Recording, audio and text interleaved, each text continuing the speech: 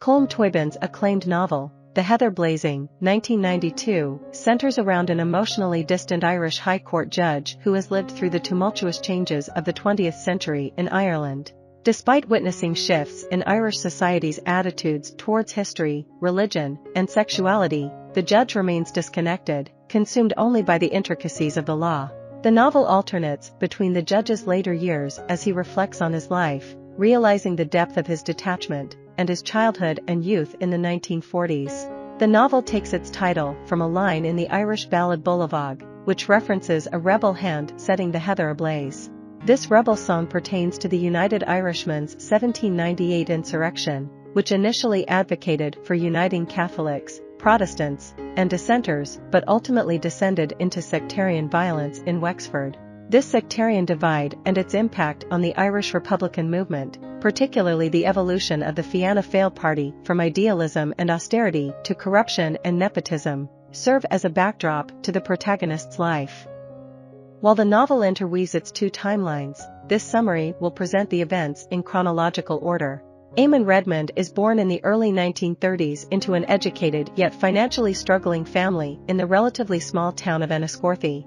Tragedy strikes when Eamon's mother passes away during his early childhood, leaving him in the care of his schoolteacher father. Growing up, Eamon learns self-sufficiency and the virtues of patience, silence, and stillness.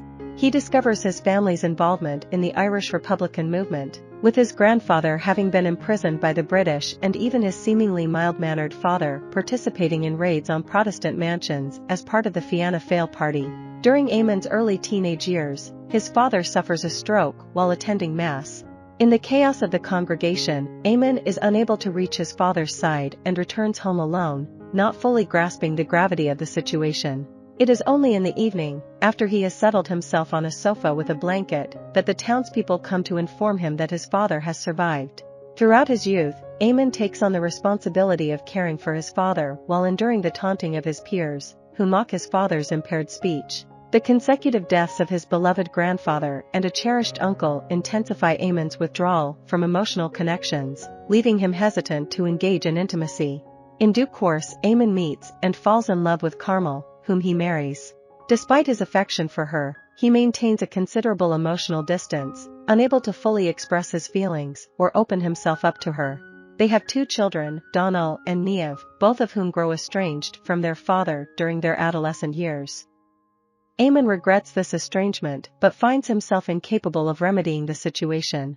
Eamon's intelligence and connections in the Fianna Fáil party pave the way for a successful legal career, in which he immerses himself. His professional achievements culminate in his appointment as a judge on the Irish High Court. Each year, Eamon and Carmel retreat to their summer house in the coastal town of Cush, located in County Wexford. There, Eamon prefers solitude, as he shares a deep emotional bond with the landscape that holds cherished childhood memories, even as it gradually erodes. The collapse of a neighboring cliff, resulting in the destruction of a house, serves as a reminder of the threat to both his memories and the surrounding environment. Prior to one trip to Cush, Carmel discloses to Eamon that their unmarried daughter is pregnant. Initially, Niamh decides to have an abortion but later changes her mind, opting to become a single mother. Eamon's reaction is predictable. He remains silent, offering little comfort to Carmel, who is concerned about Niamh's well-being. He adamantly avoids discussing the implications this decision will have on their family. The following year, when Carmel informs Eamon that Niamh and her baby will join them in Cush, Eamon becomes annoyed by the infant's crying.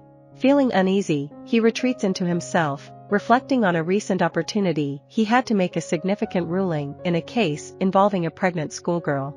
Despite the potential to make a groundbreaking decision that could challenge certain clauses in the Irish Constitution, Eamon chooses not to act. He lacks the capacity to leverage his disbelief in the religious and patriotic ideologies of his upbringing into a quest for new moral ground. He hopes neither his wife nor daughter will broach the topic of the court case with him. Tragedy strikes when Carmel suffers 2 strokes, and Eamon's lack of warmth exacerbates her pain. Accusing him of not loving any of them, Carmel's words reflect the deep sadness that Eamon genuinely cares for each member of his family. After Carmel's passing, the weight of the house becomes unbearable for him. Instead, he seeks solace in long walks, where he imagines mundane activities such as shopping with Carmel. He laments his inability to provide her with the emotional connection she so desperately desired and needed from him. The novel concludes with a glimmer of hope for the later stages of Eamon's life. Concerned for their father's well-being following their mother's death, Eamon's children come to visit him. Sensing a thaw in his demeanor, Niamh and her toddler choose to stay while Donald departs, fostering the possibility of renewed connections and healing within the family. Gradually, Eamon begins to forge a bond with his grandchild, overcoming the initial challenges of tantrums and meltdowns. Over time, he engages in simple yet enjoyable activities, such as playing with a bowl of water, teaching the little one the wonders of the world. The final scene captured within the book paints a heartwarming picture. The judge carries his grandson on his shoulders along the beach, while Niamh joyfully swims in the nearby water. It signifies a moment of connection, love, and hope for the future, as Eamon's family finds solace and happiness amidst the serene backdrop of the beach. I hope you enjoyed this video. Leave a like if you did and be sure to subscribe. Thank you.